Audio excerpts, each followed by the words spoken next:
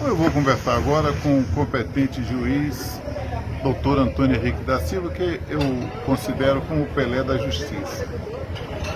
Doutor, eu assisti um vídeo do senhor no presídio que me emocionou e emocionou muita gente. Como é a vida do presídio para quem nunca esteve naquele lugar? Bem, boa tarde, né, Sotero? Boa tarde, Boa tarde. aos telespectadores, aos ouvintes. Bem, a vida no presídio é aquilo que a gente mostrou, né? É uma vida de abandono, de descaso, né? de privações, as mais diversas, né? Por exemplo, a gente entrou numa cela lá, que é onde está o nosso amigo que deu causa ao texto, né, Cego de Tudo, né?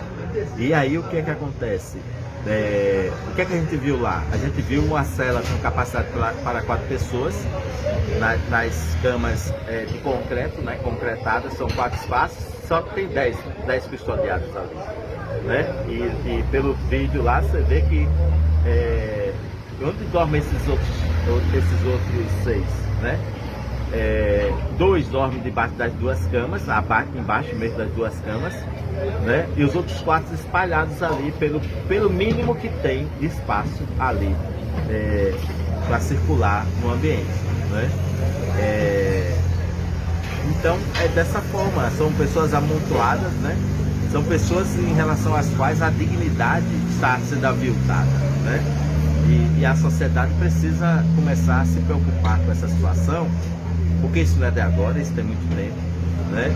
E só piora, E depois a gente quer questionar, quer cobrar, por que há tanta reincidência, por que tantas pessoas saem do presídio e continuam praticando crimes? Porque as pessoas são tratadas como bichos, né? Na realidade, né? É o bicho homem tratando o próprio bicho homem como bicho, lamentavelmente, né? Então, a situação é degradante, é aquela que você viu ali, e tem situações ainda piores que das celas que tem pessoas com problemas de saúde, né? Doenças contagiosas, inclusive que estão com outros detentos no mesmo ambiente. Doutor, como que alguém pode melhorar se ele vai preso, é colocado no lugar daquele desumano? Ele sai dali pior, não é, doutor? Não tem como melhorar, Sotero. Não tem como melhorar. O ser pensante, né?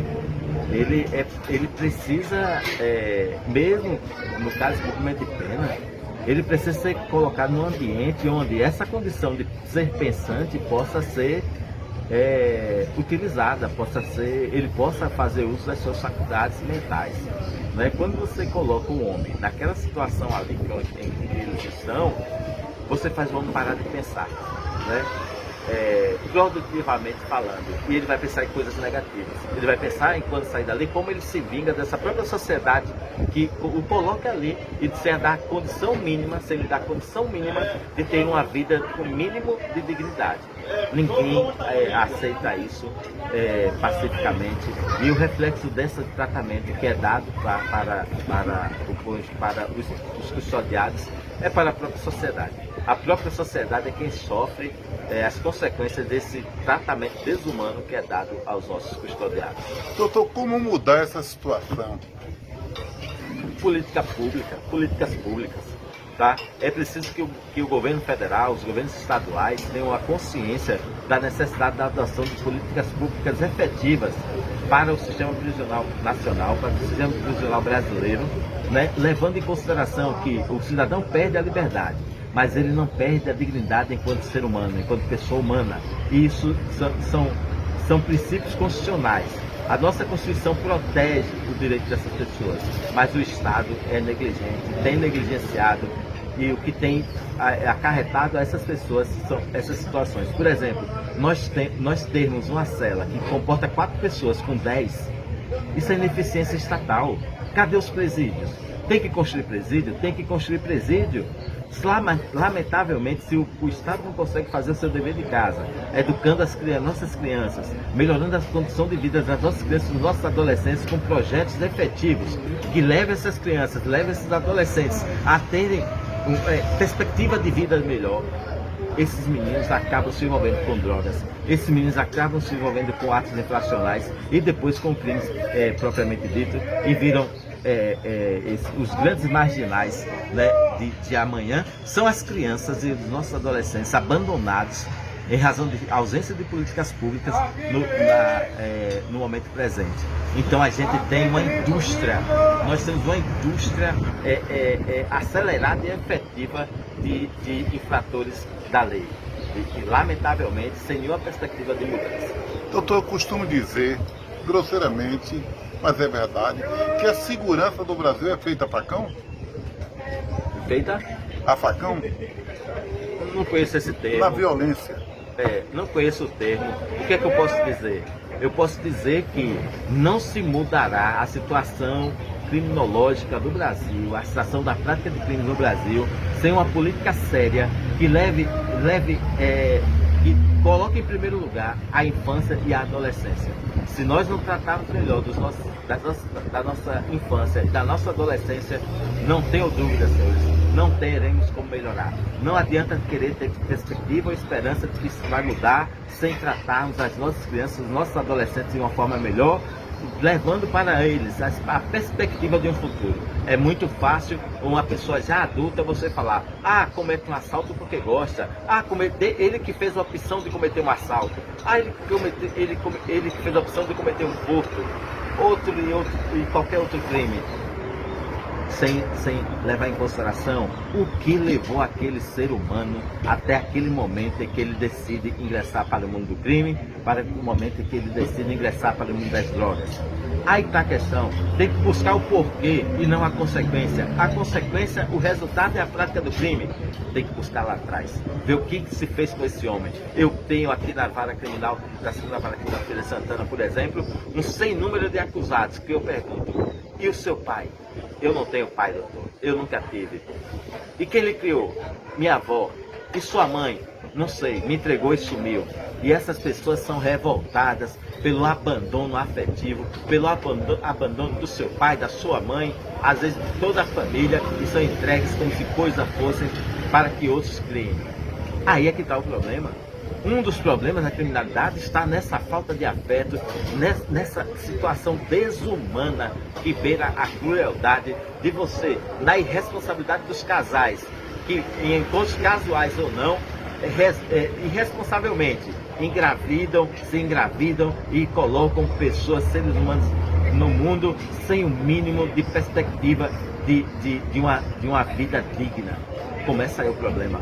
Então é chamar a responsabilidade de todos nós, absolutamente todos nós, especialmente homens e mulheres, pais que tenham responsabilidade, que não queiram apenas um momento do prazer, porque depois do prazer vem um momento de responsabilidade. Muitos querem apenas o prazer, não querem a responsabilidade pelos filhos que trazem ao mundo. Eis o problema. Doutor, com esse tráfico dominando o nosso país, como melhorar essa situação da violência? A questão do tráfico é um sistema criminoso que começa, volto a dizer, acabei de falar para ti, se não resolvermos os problemas das nossas crianças, de dar a elas perspectivas, dar ocupação, dar perspectivas de futuro, cuidarmos melhor das nossas crianças e nossos adolescentes, o mundo do crime vai ser muito atrativo. O mundo das drogas, que é um mundo economicamente milionário, vai continuar sendo a grande perspectiva, o grande horizonte de nossas crianças e nossos jovens, que, buscando projeção, a projeção que muitos artistas, muitos atletas projetam na internet, de vida boa, de vida confortável, de vida em seus carrões, seus iates, suas viagens, suas cidades, suas casas. Nossa juventude vai buscar isso também, só que vai buscar através daquela ferramenta que a sociedade lhe ofereceu, a prática de crimes, lamentavelmente. Doutor, mas o tráfico hoje é encontrado nas escolas, nas esquinas, e é preciso fazer alguma coisa, porque através do tráfico é que nós estamos vivendo essa violência. Perfeito. Volto a dizer novamente, a gente vai, aí é uma situação que você tem que trabalhar a questão da consequência, que a consequência é a quantidade de drogas que a gente tem no mercado, a quantidade de drogas que a gente tem circulando. Essa é a consequência da criminalidade avassaladora, da quantidade de mortes de pessoas envolvidas com esses crimes e os crimes que eles são vinculados, roubo, furto, apropriação indébita, são todos homicídio, são todas condutas criminosas vinculadas ao tráfico. Então você tem que ter políticas públicas para um combate efetivo, especialmente nas fronteiras brasileiras, para combate ao tráfico de drogas de forma macro, mas também não pode esquecer das políticas públicas destinadas à primeira, segunda infância e adolescência. Não adianta ter o ECA, Estatuto da Criança e Adolescente, desde 1990, ou seja, há 32 anos. E não se efetivar a proteção integral que tanto se fala ali. É mais uma lei que é uma lei que existe por existir, e pouco se faz em relação a essa legislação, a não ser a questão punitiva, porque ali está falando que adolescente comete ato infracional e deve ser submetido a medidas de segurança, uma delas inclusive a internação. Doutor, Feira de Santana está de parabéns por ter um juiz que tem um coração voltado para o amor, e que eu escuto sempre pelas ruas. Feira de Santana precisa de mais juiz como o doutor Antônio Henrique da Silva. Estava vendo o senhor lá dentro do presídio, tratando todo mundo com carinho. Um juiz lá no presídio, tratando todo mundo com carinho. Mas esse carinho, ele recebeu naquele momento do juiz. Ele não recebe. Lá dentro ele recebe outras coisas, né, doutor?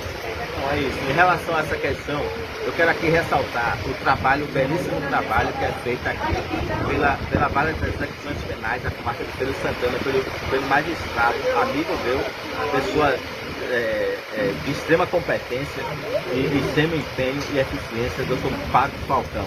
Ele é aqui de Feira de Santana. O Fábio aqui de Feira de Santana é feirense. E eu posso aqui testemunhar que o Fábio faz um excelente trabalho. E não consegue fazer mais por conta dessa falta de estrutura que permeia todo o Poder Judiciário Nacional. Em relação a essa questão que você colocou, então o Fábio também tem esse trabalho de levar um carinho, levar uma atenção para os detentos aqui que são submetidos a ele. Mas ele tem mais de 1.800 presos para dar conta, para dar acompanhamento. É diferente de eu ir fazer uma visita em um pavilhão específico onde tinha, se você fala que você tem 20 celas com 10 pessoas, nós temos em torno de 200, 180, 200 presos. E o que você fala, ainda que tenha sido um fio de carinho, uma linha de carinho, um momento único, específico, pequeno de carinho, mas dê afeto ao ser humano, dê carinho ao ser humano, dentro das suas possibilidades, e você estará contribuindo para ter um ser humano melhor. Pelo menos eu estou fazendo minha parte. O que deixa a gente muito feliz é saber que tem ainda alguém que se preocupa com alguém que está numa situação dessa. Porque hoje uma amiga cumpriu aquele trabalho que eu fez lá no presídio e disse, Sotero, mas o problema é que o cara quando sai de lá sai pior. Sai pior por quê, doutor? Ele sai pior porque ele é maltratado, ele não tem a sua dignidade preservada, ele é submetido a tomar água da torneira, água que fica no chão, lá dentro das celas, como você viu no vídeo, porque ele tem que dormir no chão, passando rato, barata e aranha por cima dele, capaz de ser picado, ser mordido por um rato, ser picado por uma aranha, entendeu? Ele sai pior porque ele é trancafiado num ambiente que é para 4, tem 10, 12, 15, 20. Não tem como se transformar em melhor quem é submetido a condições desumanas. O humano é humano, Sotero, e tem que ser tratado como humano. Se você trata o humano como desumano, você desumaniza o humano e ele pode se transformar em algo que pode ser tudo, menos humano. Doutor, eu acho que isso aí vai ficar por minha conta. Eu acho que isso só vai melhorar no dia que melhorar também a qualidade do político, aquele que chega ao poder e que só pensa no poder. Aí você está falando filosoficamente, sociologicamente. Eu digo para você o que o senador Alessandro me disse quando eu estive há pouco mais de 20 dias com ele. É muito difícil ter esperança de que teremos dias melhores na política nacional. O sistema está corroído, segundo o senador Alessandro Vieira. corroído por muitas coisas, ineficiência, outras situações, especialmente a questão da corrupção. Então, enquanto eu prefiro acreditar no senador Alessandro Vieira, que está lá dentro do Senado Federal, do Congresso Nacional, e me falou que podemos até ter esperança, mas tendo a consciência de que é muito difícil mudar o que aí se importa.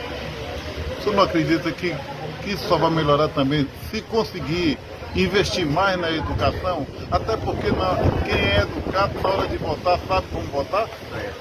Mas quem decide políticas públicas para a educação, Sotero, se não os políticos? Mas é por isso que eu digo que o cara tem que estar com conhecimento para na hora que votar, dizer eu vou votar nesse porque esse vai me representar melhor. E alguém tem na testa escrito, Sotero, que é honesto, que vai representar melhor? Ou a sociedade tem que fazer essa análise ela mesma, vendo o histórico da pessoa que está pleiteando um cargo? Mas será que a sociedade também quer fazer essa pesquisa, fazer essa busca? Ou a sociedade se acomoda, né, e com esse comodismo ela assina cheques em branco para que maus políticos continuem ocupando as cadeiras do Congresso Nacional e a legislação reflita exatamente esses maus políticos? Eu quero dizer o seguinte, que alguém que tem cultura, tem mais conhecimento, tendo mais conhecimento, vai votar melhor. Mas é isso que eu estou falando, Sotero. Eu estou dizendo a você que isso passa por políticas públicas que são criadas pelos próprios políticos. Mas se você tem políticos que não estão interessados nessa evolução da sociedade, em termos de educação, de conhecimento, de cultura, como é que muda, Sotero? É verdade, a situação é muito complicada. Mas eu quero agradecer ao senhor. Hoje, gente, é sábado. Eu liguei para o doutor Antônio Henrique da Silva para fazer uma entrevista com eles. Vou aonde você quiser, venha na minha casa. Esse é o homem, esse é o juiz, viu? Esse é o homem de Deus. Eu não me canso de dizer que eu sou seu fã e lhe considero o Pelé da Justiça, não para fazer média, não porque eu faço coisa errada que eu não faço, eu quero fazer tudo certo como sempre fiz até aqui, é porque realmente, quando a gente encontra alguém que tem o seu potencial, a gente tem que agradecer a Deus. E eu peço a Deus pela sua vida. Eu que agradeço, muito obrigado a todos, sempre à disposição de todos os senhores. E dizendo aqui mais, o judiciário está muito afastado da sociedade, precisa se aproximar, e uma das formas de aproximação é dialogando com a imprensa, é prestando contas à imprensa, é conversando com a imprensa. Por isso que eu estou sempre à disposição de todos os senhores. Muito obrigado e tudo de bom. Eu acabei de falar com o Pelé da Justiça, doutor Antônio Henrique da Silva.